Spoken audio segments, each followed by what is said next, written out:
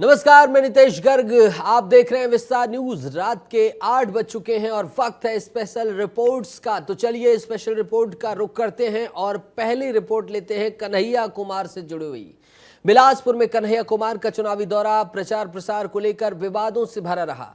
Social media पर एक video काफी तेजी से वायरल हो रहा है, जहां कांग्रेस के कार्यकर्ताओं द्वारा पीएम को गाली दी गई है। इस घटना के बाद प्रशासन ने सख्ती दिखाते हुए आरोपी को गिरफ्तारी तो कर ली है, लेकिन कन्हैया कुमार का इस प्रकरण को लेकर हाव भाव उन्हें आरोपों के कटघरे में खड़ा कर रहा है। पूरे मामले पर दिखाते हैं एक रिपोर्ट, देखिए।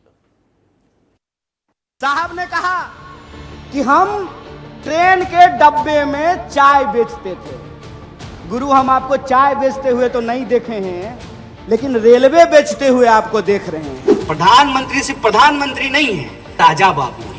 उनको जब मन करता है वो बन जाते हैं। अंग्रेजों को इस देश से भगाने के लिए महात्मा गांधी जी को, कस्तूरबा गांधी को छोड़ने की जरूरत नहीं पड़ी। छोड़नी पड़ी क्या? कस्तूरबा गांधी को साथ लेके चलते थे ना। और एक आज के प्रधानमंत्री हैं, कहते हैं कि हमको देश की सेवा करने के लिए पत्नी छोड़ना पड़ा। हाय रे बेईमानी। जब रावण का अहंकार टूट सकता है तो इन जुमलेबाजों का भी अहंकार टूटेगा। बड़े बड़े मंच और टीवी चैनलों पर बड़ी बड़ी बातें करने वाले कन्हैया कुमार कांग्रेस के ऐसे दिग्गज युवा नेता जो समाजवाद की बातें प्रखर रूप से करते हैं। बीजेपी की कार्यशैली पर जमकर सवाल खड़े करते हुए एक सभ्य समाज की परिकल्पना करते हैं।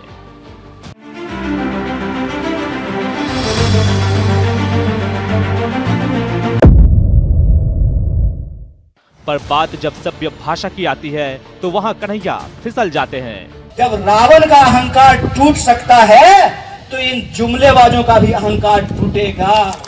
शनिवार को दरअसल कन्हैया का छत्तीसगढ़ के बिलासपुर में प्रचार प्रसार का कार्यक्रम रखा गया था। कांग्रेस के ऐसे स्टार प्रचारक जिनके रिज्यूम पर आरोप के छींटे पड़े हैं। दरअसल मीडिया से बातचीत करते हुए प्रधानमंत्री को लेकर ऐसी अभद्र भाषा का प्रयोग किया गया जिसकी कन्हैया कुमार की थू थू हो रही है। कन्हैया कुमार से रिपोर्टरों द्वारा सवाल किया जा रहा था कि आपने प्रधानमंत्री को रावण बोला है। इतने में कन्हैया के कार्यकर्ताओं ने जिस शब्द का इस्तेमाल किया उससे मर्यादा तार तार हो जाती है। रावण कह दिया, मोदी। अब जब कार्यकर्ता ने देश के बड़े पद पर बैठे व्यक्ति के सम्मान को इस तरीके से ठेस पहुंचाई तो ऐसा लगा मानो कन्हैया की आत्मा को तृप्ति मिल गई हो। चेहरे पर संतोष का भाव नजर आ रहा था। ऐसा लग रहा था मानो ये तमाम शब्द खुद कन्हैया कुमार के ही हो। सड़क छाप गाली देने वाले कार्यकर्ता को रोकना तो दूर, कोई प्रतिक्रिया भी नहीं दी गई। कन्हैया मुस्कुराए और निकल लिए। रावण कह दिया, मोदी का आपने इशारों में कहा। रावण कह दिया, मोदी का आपने इशारों में कहा। यही नहीं, तमाम घटनाक्रम के बाद तो कार्यकर्ताओं द्वारा ऐसे कन्हैया भैया जिंदाबाद का नारा लगवाया गया जैसे कोई बड़ी उपलब्धि हासिल हो गई हो। आपने इशारों में कहा। आपने इशारों में कहा। देखा आपने, अब मर्यादा की पराकाष्ठा को कैसे तार तार कर दिया गया। कांग्रेस के स्टार प्रचारक होते हुए कन्हैया की ऐसी प्रतिक्रिया जाहिर तौर पर पूरी पार्टी की छवि खराब करती है। आपको पूरा घटनाक्रम का कालचक्र बताते हैं। दरअसल कन्हैया कुमार मस्तूरी विधानसभा के ग्राम भदौरा में आम सभा को संबोधित कर रहे थे। इस दौरान कन्हैया जिस भाषा का प्रयोग कर रहे थे ऐसा लग रहा था कि प्रधानमंत्री से उनकी कोई राजनीतिक मतभेद नहीं बल्कि व्यक्तिगत मतभेद हो। तभी तो भाषण में जनरल डायर, जनरल कायर और रावण जैसे शब्दों का प्रयोग धड़ल्ले से किया गया। तो मैं आपको बता देता हूँ, अंधेरा कितना भी घना क्यों ना हो, सवेरे का उजाला होने से नहीं रोक सकता है।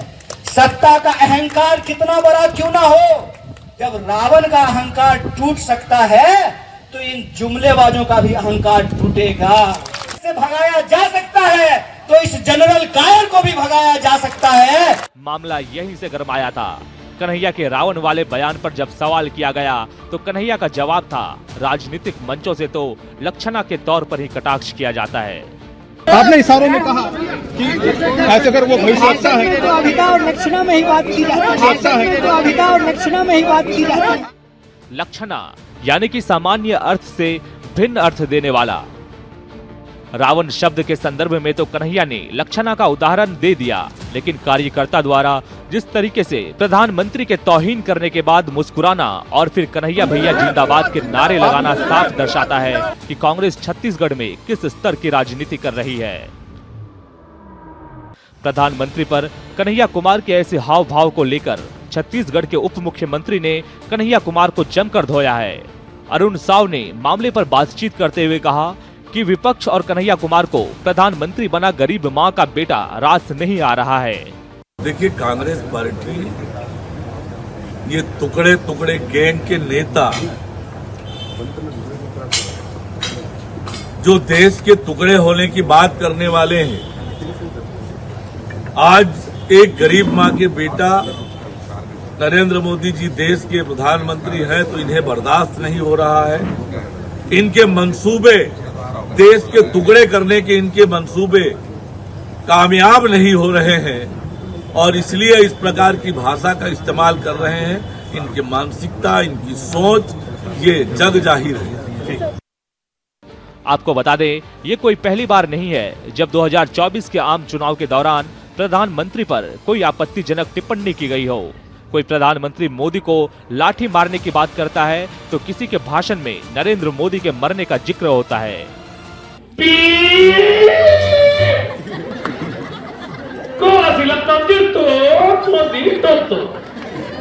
एक संरक्षक चाहिए अच्छा लाठी धर के बांधने वाला। नरेंद्र मोदी के खिलाफ अगर कोई लाठी धर के खड़े हो सकते तो तुम्हारे सांसद खड़े हो सकते, बाकी बन सीधवा साधवा है और ये देवेंद्र भी खड़े हो सकते। सीव लाठी धर नहीं सके, गाड़ी दे सके। हम लाठी धरैया आदमी चाहिए, नरेंद्र मोदी के मूड फोरैया आदमी चाहिए और रात दिन तंग करके यहाँ ले चीन भेजने वाला आदमी चाहिए। कांग्रेस के ऐसे निचले स्तर के बयान के कारण फिलहाल प्रदेश की राजनीति गरमाई हुई है। चरणदास महंत और कवासी लखमा के बाद अब कन्हैया कुमार ने बीजेपी को एक और मौका दे दिया है कि अंतर्कलह में फंसी कांग्रेस को निचले स्तर की भाषा पर घेरा जाए। देखना यह दिलचस्प हो जाएगा कि प्रदेश की राजनीति में इसका क्या प्रभाव पड़ता है। लोकसभा चुनाव में प्रधानमंत्री नरेंद्र मोदी पर कांग्रेस नेताओं की लगातार टिप्पणियां आ रही हैं, विवादित टिप्पणियां आ रही हैं। पहले नेता प्रतिपक्ष डॉक्टर चरणदास महंत ने दी, उसके बाद कवासी लखमा आए मैदान में। अब ताजा मामला कांग्रेस नेता कन्हैया कुमार से जुड़ा हुआ है। कन्हैया एक कॉन्फ्रेंस में बातचीत कर रहे थे, मीडिया से चर्चा कर रहे थे। उस समय उनके पीछे एक कार्यकर्ता ने पीएम मोदी को अपशब्द कहा। चौंकाने वाली बात यह है कि इस पर कन्हैया ने माफी तो नहीं मांगी, लेकिन अपशब्द कहने वाले युवक के साथ सेल्फी जरूर ली। अब देखना है इस लोकसभा चुनाव में पीएम मोदी पर अपशब्दों की जो बौछार हो रही है उसका क्या असर पड़ता है। चलिए, इस स्पेशल रिपोर्ट के बाद आगे बढ़ते हैं, राजनांदगांव की बात करते हैं। लोकसभा चुनाव में राजनांदगांव एक हॉट सीट बन चुका है। आज चुनावी घोषणा पत्र जारी करने के बाद गृह मंत्री अमित शाह राजनांदगांव पहुंचे थे, जहां उन्होंने आदिवासी, महिला, गरीब, किसान, हर वर्ग के लोगों के लिए बीजेपी को हितकारी बताते हुए वोट की अपील की। भूपेश बघेल अमित शाह के निशाने पर मुख्य तौर पर थे। राम मंदिर, आर्टिकल 370, यूसीसी जैसे मुद्दों पर भी उन्होंने जिक्र किया। उन्होंने कांग्रेस को जमकर घेरा, जमकर धोया, जमकर निशाना साधा और सब कुछ हुआ जो वहां का घटनाक्रम वो हमने एक रिपोर्ट में कंपाइल कर दिया आपके लिए। देखिए विस्तार न्यूज की स्पेशल रिपोर्ट।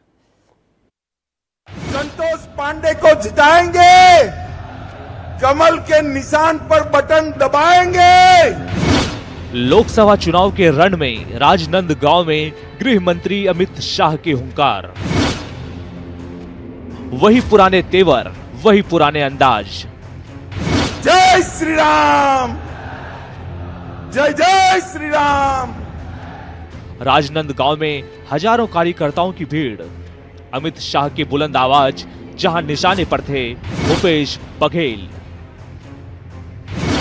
आज चुनावी घोषणा पत्र जारी होने के बाद पहली बार राजनांदगांव में अमित शाह ने जब मंच पर माइक थामा तो साफ तौर पर यूसीसी, एक देश एक चुनाव जैसे मुद्दों का जिक्र प्रमुखता से किया। घोषणा पत्र में मोदी जी ने कहा है कि हम पूरे देश में यूसीसी को लागू कराएंगे। भाई और बहनों, पूरे देश में विधानसभा और लोकसभा के चुनाव एक साथ कराए जाएंगे। वन नेशन वन इलेक्शन जमीन पर लाएंगे। अपने पूरे भाषण में बघेल को अमित शाह ने हर मोर्चे पर घेरा। भूपेश बघेल के झूठे जुमले, महादेव ऐप घोटाला, डीएमएफ घोटाला, गोबर घोटाला, वर्मी कंपोस्ट घोटाले जैसे कई घोटालों का आरोप लगाया। भूपेश जी अगर कहते हैं कि आज सोमवार है तो जरूर मान लेना कि आज रविवार है, क्योंकि वो कभी सच बोलते ही नहीं है। भाई और बहनों, मैं आज एक बात और करने आया हूं। इस देश में सारे घपले घोटाले हुए, मगर कोई घोटाला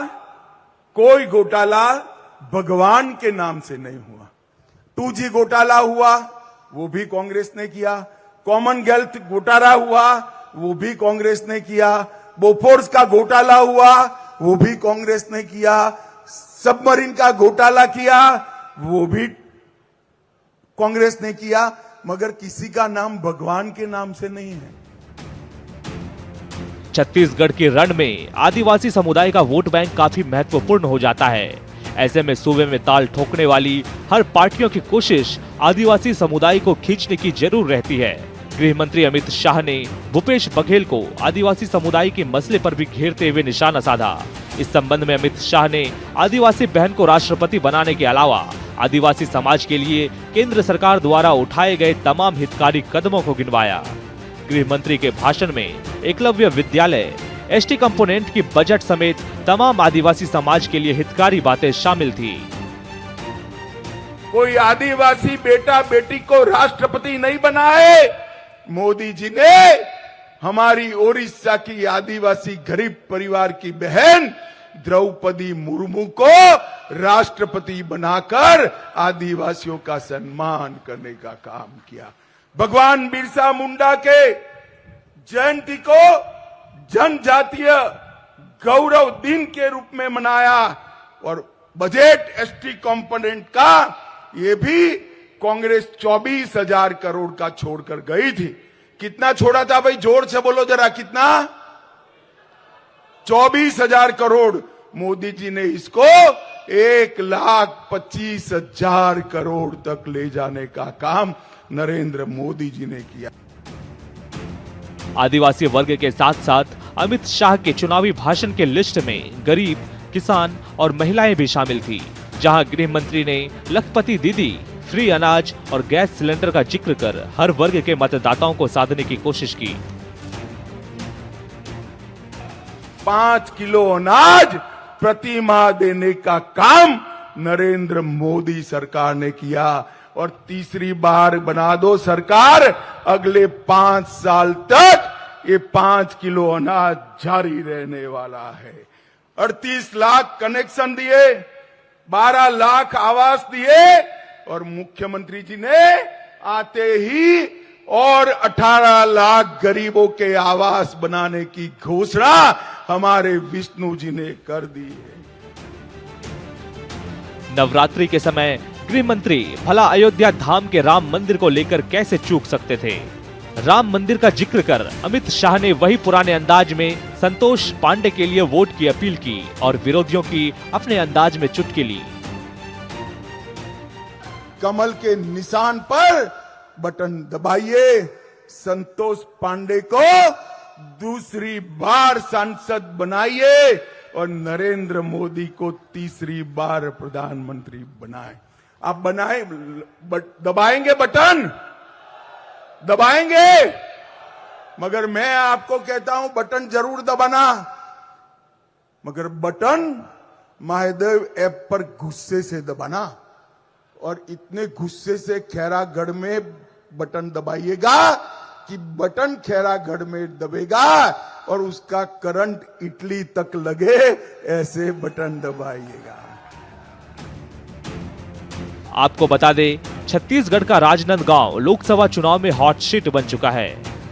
जहां कांग्रेस के प्रत्याशी पूर्व मुख्यमंत्री भूपेश बघेल की सीधी टक्कर बीजेपी के संतोष पांडे से है। भूपेश बघेल की छत्तीसगढ़ की राजनीति में अच्छी पैठ होने के हिसाब से बीजेपी प्रत्याशी संतोष पांडे की राह आसान नहीं मानी जा रही है। ऐसे में राजनांदगांव से गृह मंत्री के हुंकार पर देखना दिलचस्प हो जाता है कि लोकसभा चुनावों के परिणामों पर इसका क्या प्रभाव पड़ेगा। ब्यूरो रिपोर्ट, विस्तार न्यूज। जय श्री राम, जय जय श्री राम। भूपेश जी अगर कहते हैं कि आज सोमवार है तो जरूर मान लेना कि आज रविवार है। कोई आदिवासी बेटा बेटी को राष्ट्रपति नहीं बनाए।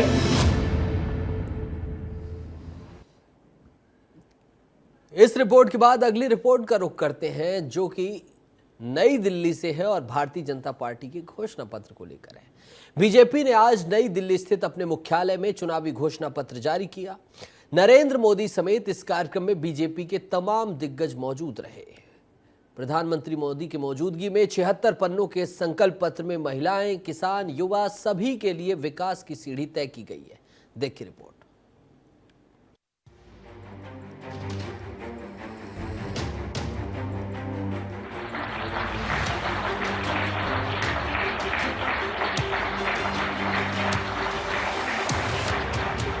लोकसभा चुनाव के लिए बीजेपी ने अपना मैनिफेस्टो जनता के सामने रख दिया है। पार्टी ने इस घोषणा पत्र को तैयार करने के लिए देशव्यापी अभियान चलाकर कई माध्यमों से लोगों का सुझाव लिया। बीजेपी ने एक तरफ जहां देश भर में विधानसभा स्तर पर जाकर वीडियो वैन के माध्यम से लोगों से सुझाव लिए, तो वहीं इसके साथ साथ देश के 100 से ज्यादा शहरों में व्यवसायिक, व्यापारिक और बुद्धिजीवी संगठनों के साथ सभाएं कर उनसे भी सुझाव मांगे। और आखिर में बीजेपी ने लगभग हर वर्ग को साधते हुए रविवार को अपना घोषणा पत्र जारी किया। भाजपा ने गरीब कल्याण की कई योजनाओं के विस्तार का भी संकल्प किया है। मोदी की गारंटी है कि मुफ्त राशन की योजना आने वाले 5 साल तक जारी रहेगी। हम ये सुनिश्चित करेंगे कि गरीब के भोजन की थाली पोषण युक्त हो और उसके मन को संतोष देने वाली हो और एफोर्डेबल ही और सस्ती भी हो। यानी पेट भी भरे, मन भी भरे और जेब भी भरा रहे। भाजपा ने 2024 लोकसभा चुनाव के लिए अपना घोषणा पत्र संकल्प पत्र के नाम से जारी किया है। पार्टी ने एक घोषणा पत्र नई दिल्ली में जारी किया, जहां पीएम मोदी समेत घोषणा पत्र समिति के अध्यक्ष राजनाथ सिंह, भाजपा अध्यक्ष जेपी नड्डा भी मौजूद रहे। घोषणा पत्र जारी करते हुए रक्षा मंत्री राजनाथ सिंह ने बताया कि घोषणा पत्र समिति को करीब 15 लाख सुझाव मिले हैं। इसमें ऑनलाइन माध्यम नमो ऐप से 4 लाख और वीडियो से 10 लाख सुझाव मिले हैं।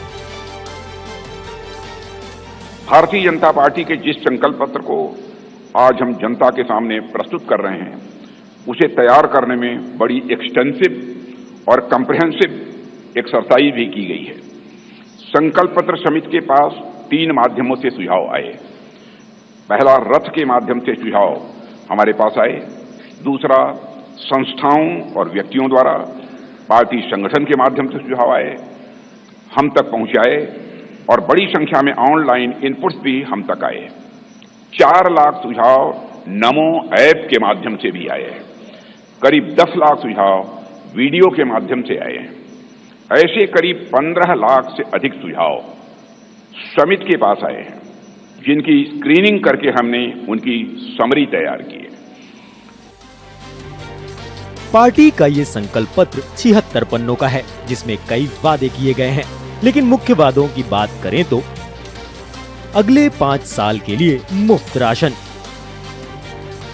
0 बिजली का बिल, 3 करोड़ लखपति दीदियां, कामकाजी महिलाओं के लिए सुविधाएं, 70 साल से ऊपर के वर्ग के लोगों को आयुष्मान योजना, बुलेट ट्रेन का विस्तार, 3 करोड़ घर बनाने का संकल्प, 1 नेशन 1 इलेक्शन, मेडिकल शिक्षा में सीट बढ़ाना, समान नागरिक संहिता लागू करना। बीजेपी ने अपने संकल्प पत्र के केंद्र में गरीब, किसान, महिला और युवा वर्ग को रखा है, जिसे पीएम मोदी अपने चुनाव अभियान में 4 जातियां बताते आए हैं। हम ये सुनिश्चित करेंगे कि गरीब के भोजन की थाली पोषण युक्त हो और उसके मन को संतोष देने वाली हो और एफोर्डेबल ही और सस्ती भी हो, यानी पेट भी भरे, मन भी भरे और जेब भी भरा रहे। बीजेपी ने अपने संकल्प पत्र का नाम मोदी की गारंटी दिया है, जिसमें पार्टी ने मेन फोकस ज्ञान पर किया है, यानी गरीब, युवा, अन्नदाता और नारी। लेकिन ज्ञान बीजेपी के इस मैनिफेस्टो पर कितना फोकस्ड रहता है, ये तो लोकसभा 24 के चुनाव परिणाम ही बताएंगे। बीजेपी ने अपना संकल्प पत्र जारी किया, लेकिन इस पर मध्य प्रदेश और छत्तीसगढ़ के कई दिग्गजों ने प्रतिक्रिया भी दी है। चलिए संकल्प पत्र पर जारी ताजा बहसें देखते हैं इस रिपोर्ट में।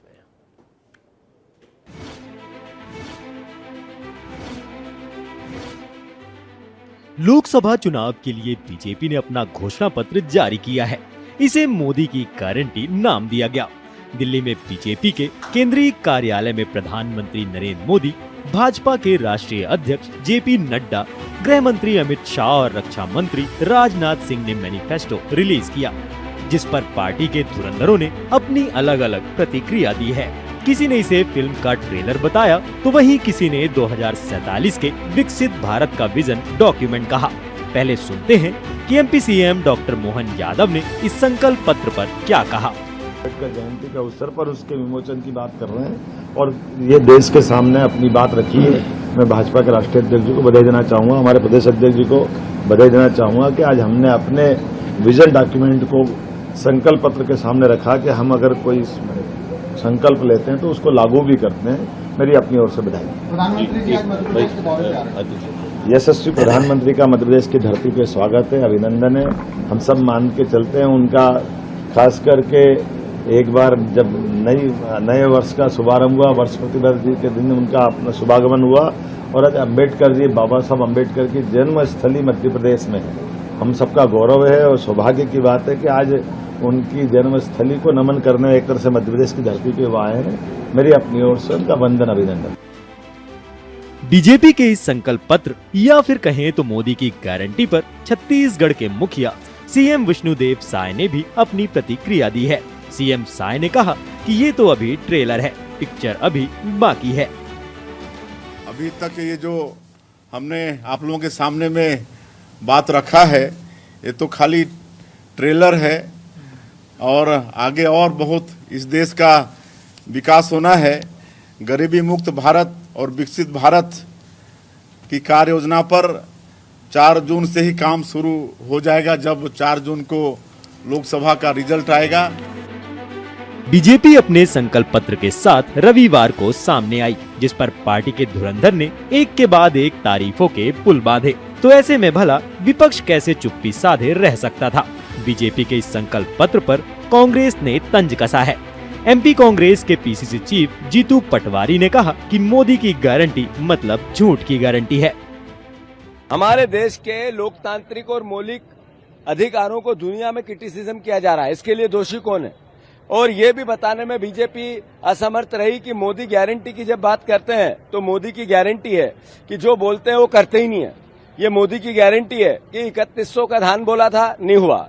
2900 का गेहूं बोला था, नहीं हुआ। 2700 का गेहूं बोला था, नहीं हुआ। 450 का गैस सिलेंडर बोला था, नहीं हुआ। मोदी की गारंटी थी कि 3000 बहनों को मिलेंगे, नहीं हुआ। मोदी की गारंटी थी 2 करोड़ रोजगार की, नहीं हुआ। मोदी की गारंटी थी किसानों की आय दुगनी होगी, नहीं हुआ। मोदी की गारंटी एमएसपी होगी, नहीं हुई। मोदी की गारंटी थी कि इस देश में जो बोला मोदी झूठ बोला, झूठ की गारंटी मोदी गारंटी। एक तरफ जहां एमपी कांग्रेस ने मोदी की गारंटी को झूठ की गारंटी बताया, तो वहीं छत्तीसगढ़ के नेता प्रतिपक्ष ने भी बीजेपी के संकल्प पत्र पर तंज कसा है। साथ ही पार्टी की राष्ट्रीय प्रवक्ता राधिका ने भी मोदी की गारंटी पर निशाना साधा है। भाजपा का घोषणा पत्र आया है, मैं 2-4 लोगों को लगा रखा था कि देखो क्या आ रहा है, तो उसमें कुछ नहीं दिख रहा है हम लोग को। ईमानदारी की बात है, जो हम लोगों ने अपने न्याय यात्रा के बाद न्याय पत्र जारी किया है, उसके मुकाबले में भारतीय जनता पार्टी का घोषणा पत्र शून्य है। से कम पहली किश्त मिले, वो नहीं हुआ। छत्तीसगढ़ के लोग आज भी इंतजार कर रहे हैं कि 500 रुपए का सिलेंडर उनके घर पे मिलेगा, वो भी नहीं मिला। छत्तीसगढ़ के युवा इंतजार कर रहे थे कि संकल्प पत्र में कुछ तो बातें होंगी रोजगार को लेके, लेकिन वो नहीं थी। किसान इंतजार कर रहा था कि एमएसपी को लेके कोई गारंटी होगी क्या, जो वो इस्तेमाल करते हैं अपनी खेती के लिए ट्रैक्टर या अलग मशीनें, जो टायर तक पे और कील तक पे जीएसटी भारतीय जनता पार्टी की सरकार लगा रही है।